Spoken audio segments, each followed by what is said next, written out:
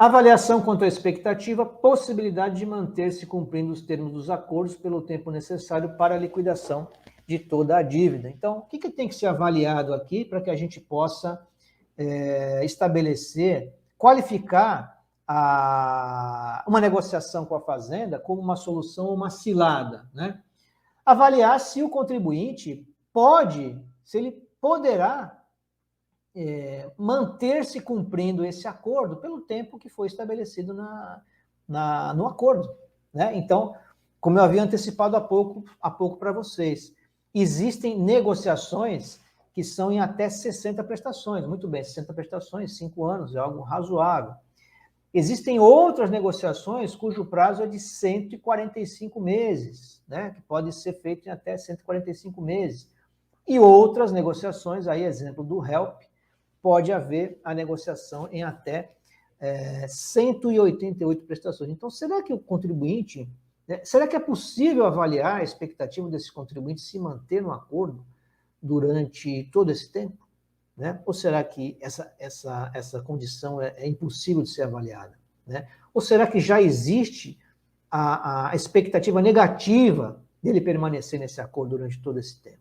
Né? Então, isso também tem que ser avaliado, porque se o contribuinte não ingressar, aliás, se o contribuinte ingressar no acordo e não puder cumprir, né, todos aqueles benefícios que foram concedidos a ele serão retirados, né, e haverá potenciais outras consequências, né, como, por exemplo, a impossibilidade de entrar em novas negociações, a impossibilidade de entrar em parcelamentos que tragam benefícios de redução de juros, multas e encargos legais, e etc. Tá?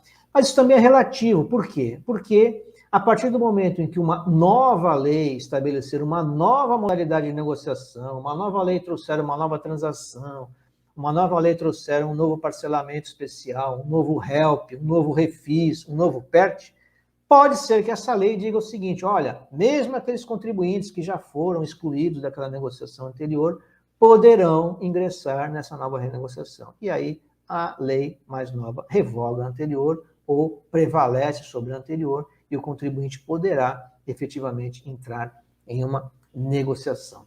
Então, essa avaliação quanto à expectativa é muito relativa, né? Porque a gente não pode saber efetivamente, diante da crise econômica permanente que o nosso país atravessa, é impossível que a gente consiga avaliar isso a longo prazo, né? Então, avaliação praticamente impossível diante das constantes crises econômicas que enfrentamos. Pode ser uma estratégia paliativa, obtenção da regularidade fiscal imediata e ver no que dá, né? Então, muitas vezes, o contribuinte ingressa em uma transação, ingressa em um parcelamento, ingressa em uma negociação, sem saber se vai dar certo, né? Ele se propõe a efetuar o pagamento das primeiras parcelas para que ele tenha novamente a sua regularidade fiscal. A propósito desse aspecto, uma outra coisa que eu acabei não falando quando eu me referi aos motivos que levam a Fazenda a propor as negociações para os contribuintes, que é o seguinte: se algum de vocês já se ocupou de estudar a lei das transações, estudar os programas de parcelamento especial que vigoraram recentemente e também o HELP, que acabou de ser editado, verifiquem que em todos eles, ou pelo menos na grande maioria deles, porque pelo menos um deles eu sei que não é assim, que a gente vai falar amanhã,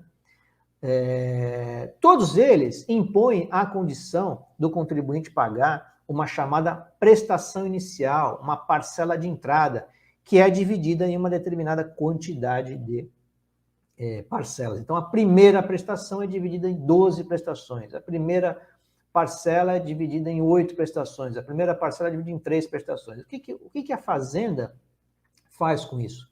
A Fazenda faz simplesmente com que o contribuinte ingresse num acordo e pague as parcelas iniciais sobre um valor proporcional ao débito, um percentual sobre o valor total do débito, sem desconto de juros, multas e encargos legais. Podem verificar, né? A gente vai entrar nisso amanhã, mas podem verificar que na grande maioria das transações dos parcelamentos que estão em vigor, o Estado obriga o contribuinte a pagar uma prestação inicial dividida em não sei quantas parcelas, mas sem que haja redução de juros, multas e encargos legais. Então, basicamente, o que o Estado já sabe, né?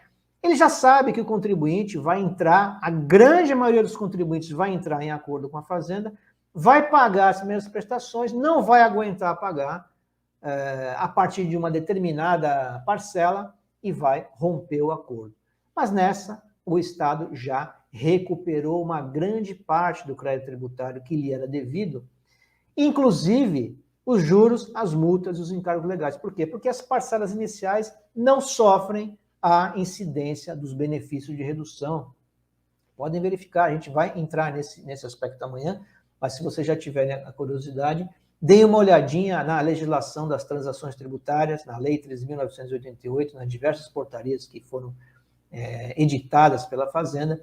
Vocês vão ver que as primeiras prestações, que são pagas pelo contribuinte a título de parcela inicial, ou parcela de antecipação, ou prestação inicial, enfim, em nenhum caso há redução de juros, multas e encargos legais. O contribuinte tem que pagar sem redução. Ou seja, o Estado, ele cobra do contribuinte as primeiras prestações, já com a expectativa de que aquele contribuinte não permaneça no acordo por aquele tempo que foi estabelecido, mas aí ele já recuperou uma grande parte do crédito tributário, né? Porque ele não aplicou nenhum tipo de benefício, ele não deu nenhum benefício para o contribuinte, ele só deu o parcelamento, E aí ele parcela, paga 12 parcelas, e a partir da 13ª, se ele não conseguir pagar, né? E aí tem uma observação extremamente importante sobre esse aspecto, que é o seguinte: a grande maioria das transações, das negociações, estabelece que se o contribuinte atrasar 3 ou mais parcelas,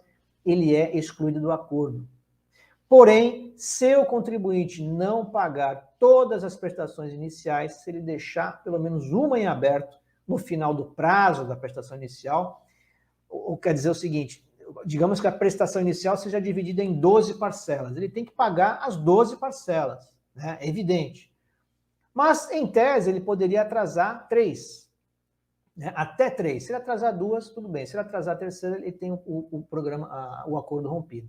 Só que nessas parcelas iniciais, se chegar na 12ª parcela, no caso de um parcelamento em que tenha a parcela inicial dividida em 12, se ele chegar na 12ª e deixar de pagar uma sequer, ele já é excluído do acordo, né?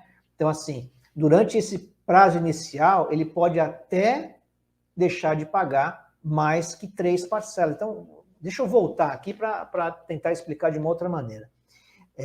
O parcelamento, essas transações tributárias, elas permitem, na verdade, elas exigem, né, as transações, as negociações que estão em vigor hoje, elas exigem que o contribuinte pague uma parcela inicial dividida em 12 vezes. Muito bem.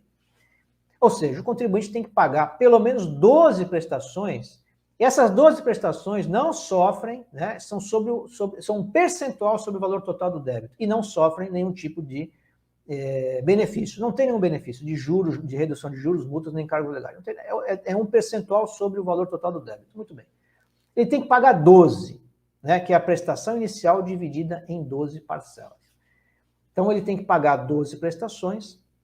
Durante esses 12 meses, ele até pode deixar de pagar mais que 3, tá? Ele pode até deixar de pagar mais que 3. Ou seja, ele paga a primeira, aí ele faz um planejamento de que ele não vai pagar 6 meses, por exemplo, ele não paga. Aí chega no 6º mês, ele paga uma, paga 2. Só que quando ele chegar no 12º mês, ele tem que comprovar que ele pagou as 12. Ele não pode deixar uma em aberto, não pode deixar 2 em aberto, não pode deixar 3 em aberto. Ele tem que pagar todas as 12 prestações. Ao contrário da segunda etapa, depois que ele passa das 12 primeiras prestações, ele pode até deixar de pagar 2 prestações, que ele não será excluído. Então, voltando aqui para esse aspecto que eu estava falando de avaliação praticamente impossível, diante das constantes crises econômicas que enfrentamos, ou melhor dizendo, o item de baixo, né, que pode ser uma estratégia paliativa, obtenção da regularidade fiscal imediata e ver no que dá. O que eu quis dizer aqui com isso? Eu quis dizer o seguinte: o contribuinte pode até entrar numa negociação tributária sem saber se ele vai conseguir chegar ao final. Né? Sem saber se ele vai conseguir chegar ao final. Ele entra numa negociação tributária, ele vai ver, bom, será que eu vou conseguir pagar? Mas agora eu vou entrar porque é a única coisa que é a única válvula de escape que eu tenho. Então, o que ele pode fazer? Ele pode pagar a primeira prestação. Né? E aí ele tem mais 12 meses, né? Dependendo da transação tributária, são 12 meses. Tem outras transações tributárias que são 8, tem outras que são 4, tem outras que são 3. A gente vai ver tudo isso amanhã. Então, o contribuinte, o que ele faz? Ele pode pagar a primeira e deixa em aberto todas as demais e vai se preparando para chegar no 12º mês e ter que pagar tudo de uma vez. Né? Ou ele pode ir pagando de acordo com o jeito que ele consegue, né? De acordo com a capacidade econômica dele. Então, nessa primeira etapa, o contribuinte pode realmente elaborar uma estratégia no sentido de ver o que dá. Ele entra na transação, ele entra na negociação e ele tem 12 meses para se reorganizar economicamente e pagar aquelas primeiras prestações para, no 12º mês, ele ter todas as 12 prestações pagas.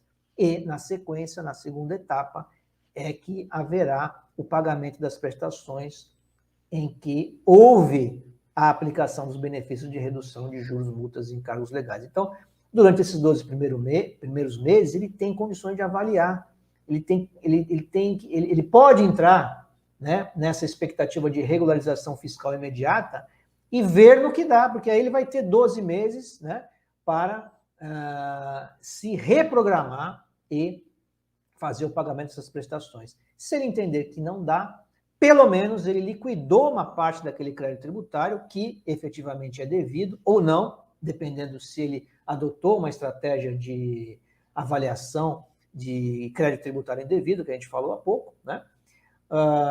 Mas, de toda forma, sempre que o contribuinte paga uma dívida num parcelamento, ele está liquidando de forma proporcional aquele crédito tributário. Então, ele nunca perderá, entre aspas, dinheiro, né? Ele nunca perderá dinheiro porque já perde pagando tributo, mas ele não perderá esse dinheiro que foi aplicado no pagamento daquelas parcelas.